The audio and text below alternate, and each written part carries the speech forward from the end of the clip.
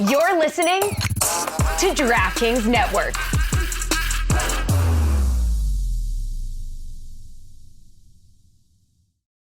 You ready? Showtime. On May 3rd, summer starts with The Fall Guy. Let's do it later. Let's drink a spicy margarita. Make some bad decisions. Yes. Audiences are falling in love with the most entertaining film of the year. Fall Guy. Fall Guy? Fall Guy. That's what the poster said. See Ryan Gosling and Emily Blunt in the movie critics say exists to make you happy. Trying to make it out? Nope. Because I don't either. It's not what I'm into right now. What are you into? Talking. Yeah. The Fall Guy. Only in theaters May 3rd. Rated PG-13. It's only a kick, a jump, a block. It's only a serve. It's only a tackle, a run. It's only for the fans. After all, it's only pressure. You got this. Adidas.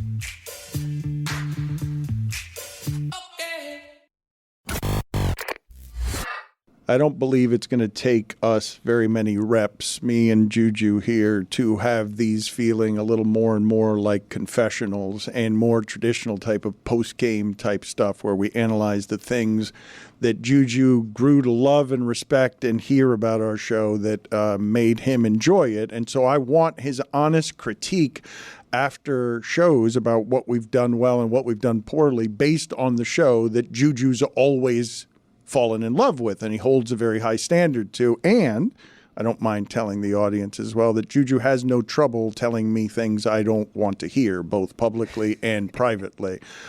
So I hope more and more you get free to be the voice of the fan. I will tell you as we start today, though, without even knowing where you might go about how you felt about today's show, I haven't enjoyed one like that in a while, just because Stugotz actually cared about something that happened last night in sports, and it was good to have like him draped in an energy that usually doesn't present itself. And I'm just wondering how you experienced today's show, JuJu.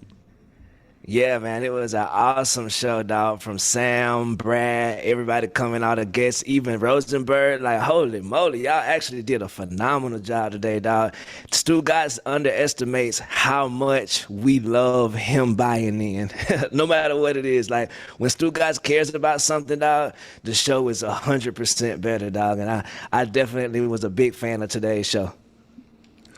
Chris Cody, why do you have your hand in your... I actually have one critique. I just thought of it. We didn't get to the guy, the B guy who saved the D-backs. That hero?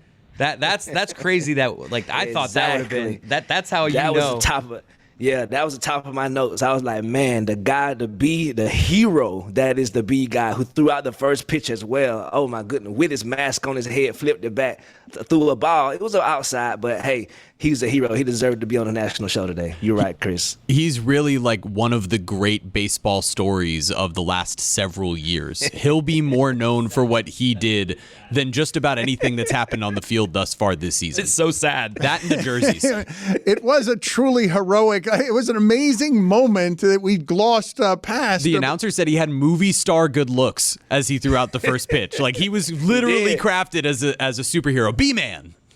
Yes, sir. Beekeeper, salute. Go see it, Jason Statham, right now. And no, but he also tore off heroically the equipment to reveal how beautiful he was, that he looked like a hero, that he knew he was a hero, that baseball should celebrate him.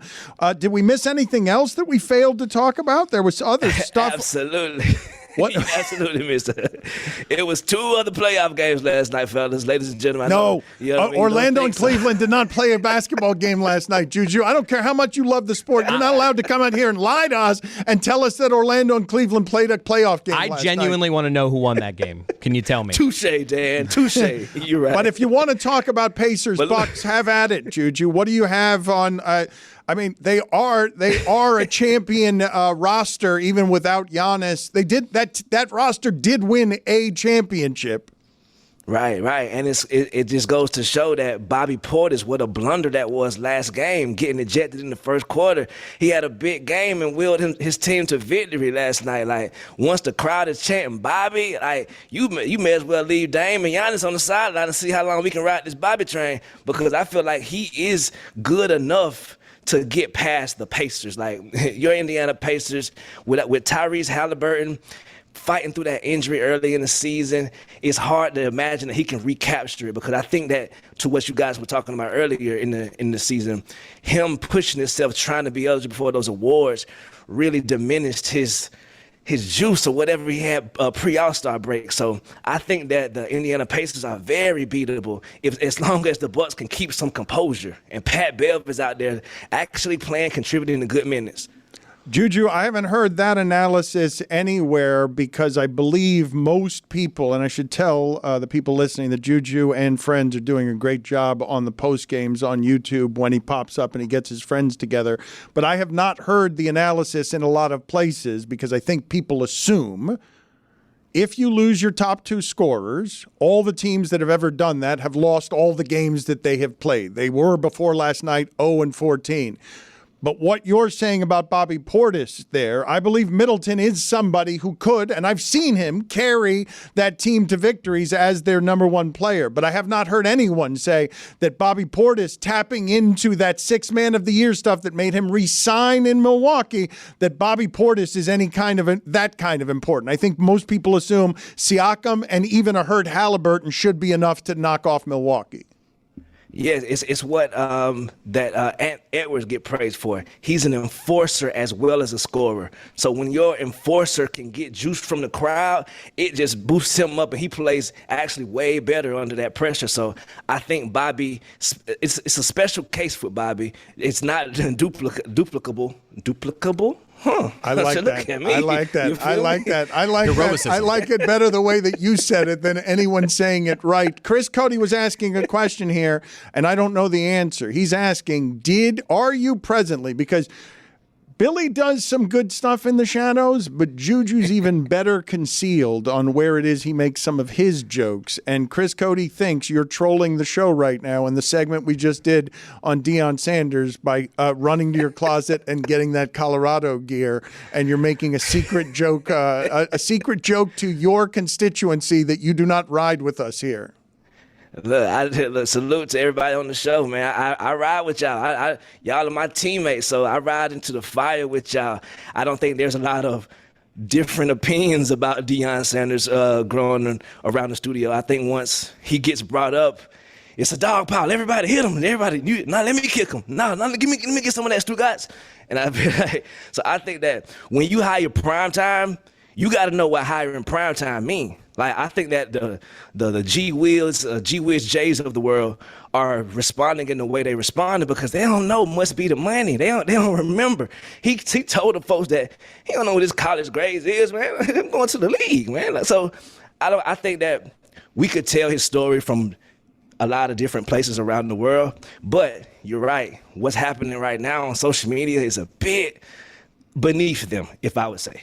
No, but tell it, JuJu. I close us out with what your perspective is here as a positive person. People they've been waiting for 30 years for this man to fail publicly. He has been strutting across that for a long time, and for a month we got very loud around the program, and then he finishes 4-8, and people are rooting for this to fail publicly. You are not. Yeah, for sure. I'm riding with him. Like, I started off supporting them, you feel me? And it got very embarrassing. Colorado State, and just seeing his record, that football, it was so embarrassing on the football side. But as a black man and as an example, I feel like people still lose touch in what that could mean to other younger black people around the world. You feel me? I think that the example, and I know Stugotz do not want him to be on 60 Minutes ever, but I think that's important for us to know we can, because I get it. The programming on 60 Minutes is not necessarily all the way geared towards sports all the time. So when they do visit it, you would expect it to be some winner, some big winner. But to us African Americans, Deion is a winner, no matter what kind of goofy stuff. Like I admit, it's goofy stuff going on, but we don't jump ship just because he has goofy moments. I don't jump ship when y'all have a goofy moment. So it's like, I'm gonna still ride for my dog. I'll give you another thing we failed to do today. We failed to execute it. I thought I'm glad we ended the show this way, but JuJu, I had one better way that I thought to end the show. I wanted Stugotz to take calls as if he were at WFAN. I wanted Stugotz to be taking calls like WFAT was something he was running today. Stugotz, we were proud of you today. We saw how much you cared. Yes, sir. Thank you, Dan. I've set the bar so low that just caring is enough. Yes, Thank you. But next week I'm coming down there to do a wake and tape, bro. Let's do Yeah. a wake and tape together. Stugotz, me and you taking calls, baby. What day you doing It'll it? be a good one. What day? Shoot, whenever you're free, whenever the lacrosse mitzvah, the other day from that one, not that one. You're telling me you'll work around my schedule?